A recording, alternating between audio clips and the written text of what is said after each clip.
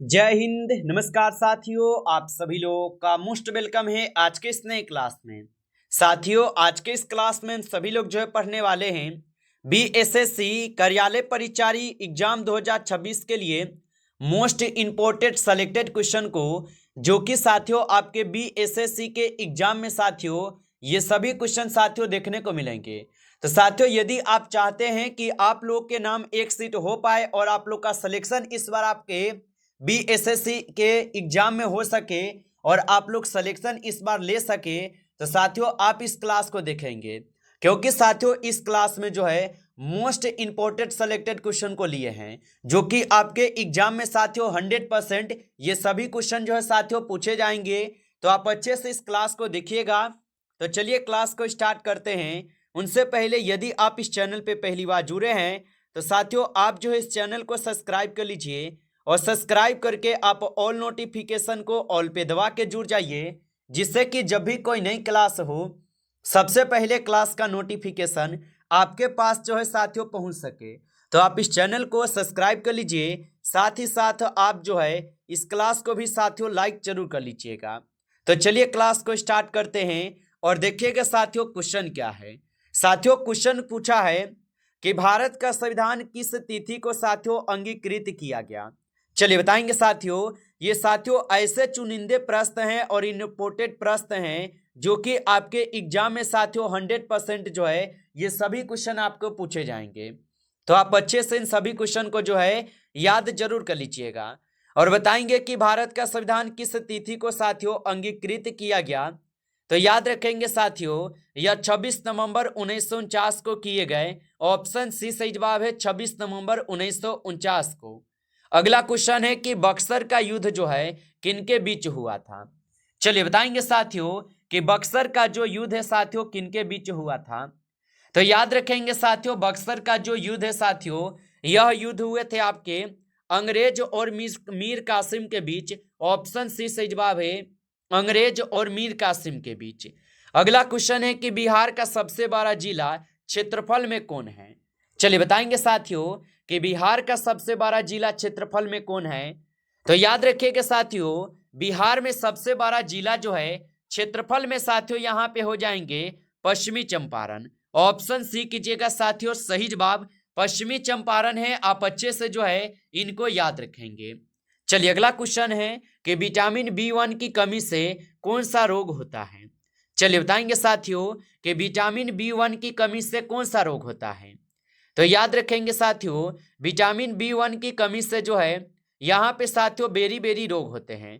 Option B कीजिएगा सही जवाब बेरी बेरी रोग होते हैं। अगला क्वेश्चन है कि भारत का राष्ट्रीय पशु है। चलिए बताइए साथियों कि भारत का राष्ट्रीय पशु हो जाएंगे। तो साथियों भारत का जो राष्ट्रीय पशु है साथियों यहाँ पे आपके बाघ है। ऑप्शन सी कीजिएगा सही जवाब बाघ हो जाएंगे साथियों, याद रखेंगे। चलिए अगला क्वेश्चन है कि चंपारण सत्याग्रह किस वर्ष हुआ था। चलिए बताएंगे साथियों कि चंपारण सत्याग्रह जो है किस वर्ष हुआ था। तो याद रखेंगे साथियों चंपारण सत्याग्रह जो है यह आपके 1917 में हुए थे। ऑप्शन बी यहाँ पे इस क्वेश्चन का सही जवाब है 1917 में हुए थे। अगला क्वेश्चन है कि लोकसभा का कार्यकाल जो है साथियों होता है। चलिए बताएंगे साथियों कि लोकसभा का कार्यकाल होता है। तो साथियों लोकसभा का जो कार्यकाल है साथियों ये 5 वर्ष का होता है। ऑप्शन बी कीजिएगा इस क्वेश्चन का सही जवाब 5 वर्ष का होता है। अगला क्वेश्चन है कि रक्त का शुद्धिकरण किस अंग द्वारा होता है। चलिए बताएंगे साथियों कि रक्त का जो शुद्धिकरण है ये किस अंग द्वारा होता है। तो याद रखेंगे साथियों रक्त का जो शुद्धिकरण है ये गुर्दा के द्वारा होता है। ऑप्शन सी करेंगे सही जवाब गुर्दा के द्वारा होते हैं। अगला क्वेश्चन है कि नीति आयोग का गठन कब हुआ था।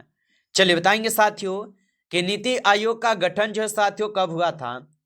तो याद रखेंगे साथियों नीति आयोग का जो गठन है साथियों ये 2015 में हुआ था। ऑप्शन यहाँ पे बी कीजिएगा सही जवाब 2015 में हुए थे, याद रखेंगे।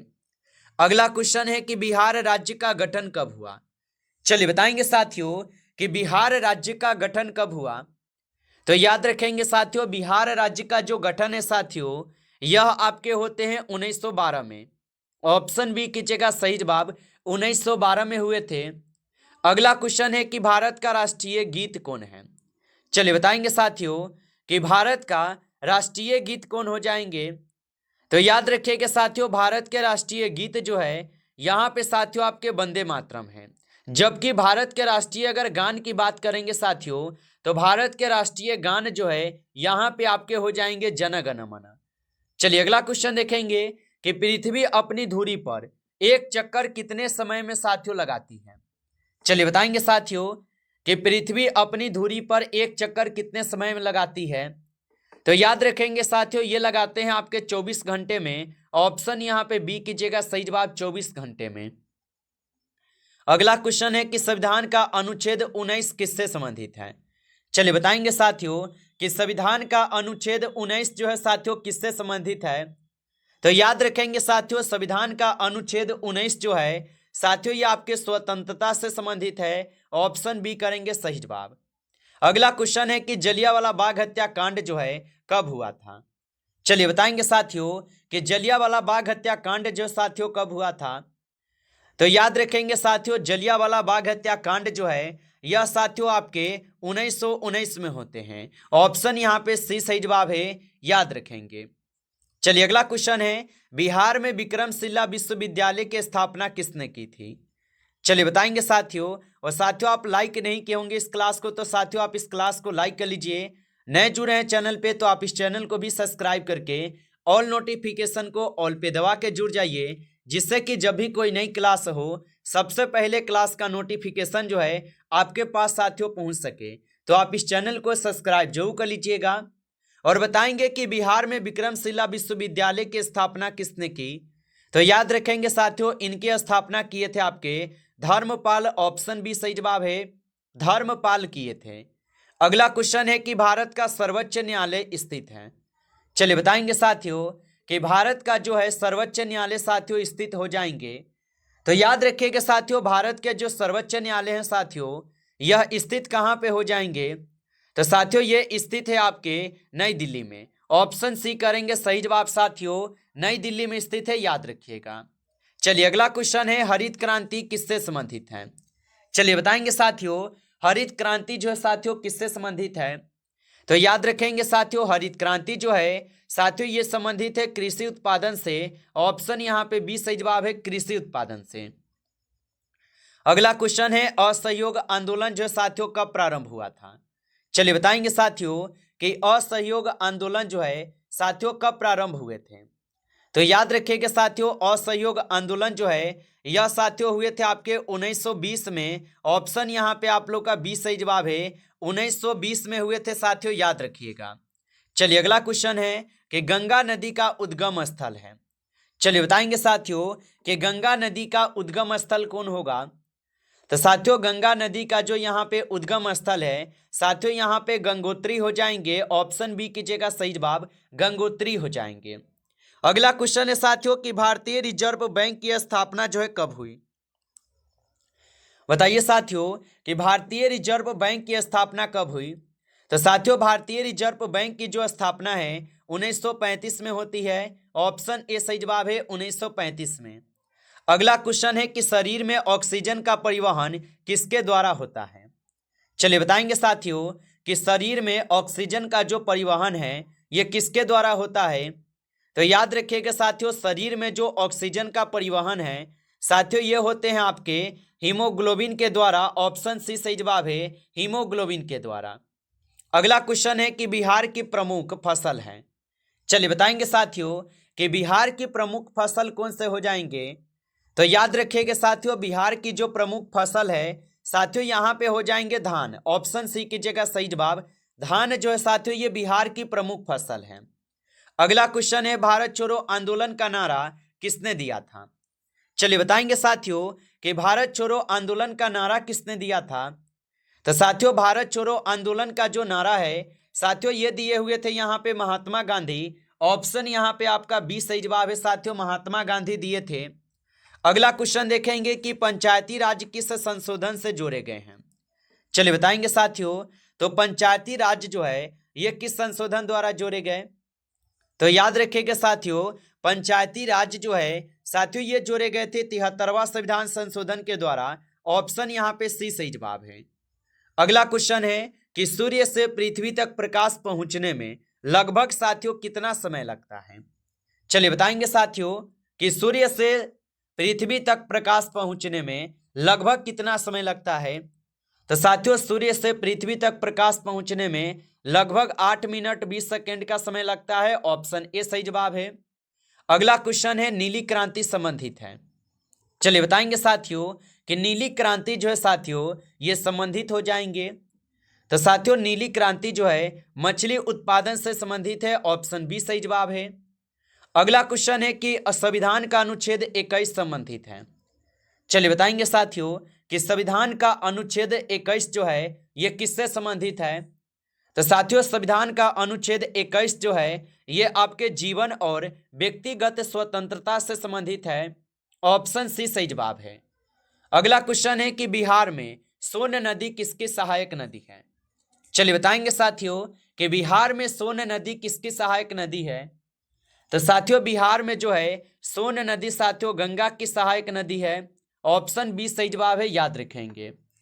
अगला क्वेश्चन है कि दांडी यात्रा कब हुई। चलिए बताएंगे साथियों कि दांडी यात्रा जो साथियों कब हुई थी। तो याद रखेंगे साथियों दांडी यात्रा जो है यह हुए थे साथियों आपके 1930 में। ऑप्शन सी कीजिएगा सही जवाब, 1930 में हुए थे।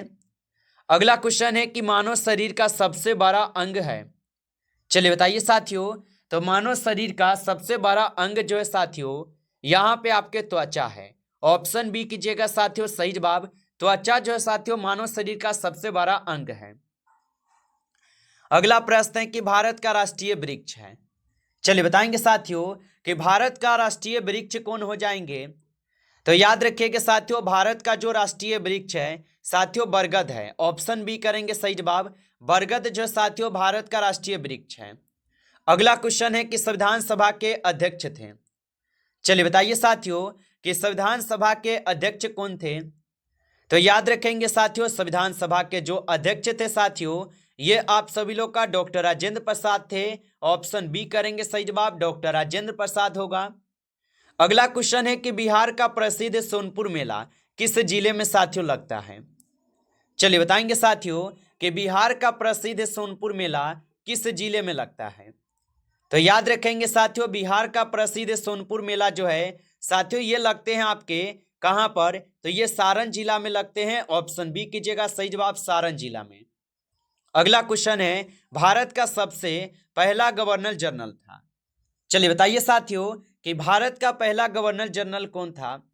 तो याद रखेंगे साथियों वारेन हेस्टिंग्स जो है साथियों भारत का पहला गवर्नर जनरल था। अगला प्रश्न है कि भारत में मत अधिकार की आयु कितनी है। चलिए बताएंगे साथियों कि भारत में मत अधिकार की आयु कितनी है। तो साथियों भारत में मताधिकार की जो आयु है साथियों ये आपके 18 वर्ष है। ऑप्शन सी यहाँ पे सही जवाब है, 18 वर्ष, याद रखेंगे। नमस्कार साथियों इस क्लास में जो है टॉप 35 क्वेश्चन थे। साथियों यदि आपको क्लास अच्छा लगा हो तो आप जो है साथियों इस क्लास को जो है लाइक जरूर कर लीजिए। नए जुड़े हैं चैनल पे तो आप इस चैनल को भी सब्सक्राइब कर लीजिए और सब्सक्राइब करके ऑल नोटिफिकेशन को ऑल पे दबा के जुड़ जाइए, जिससे कि जब भी कोई नई क्लास हो सबसे पहले क्लास का नोटिफिकेशन जो है आपके पास साथियों पहुंच सके। तो आप इस चैनल को सब्सक्राइब जरूर कर लीजिएगा। चलिए फिर मिलते हैं आपसे नेक्स्ट टॉपिक के साथ नेक्स्ट क्लास में, तब तक के लिए जय हिंद जय भारत।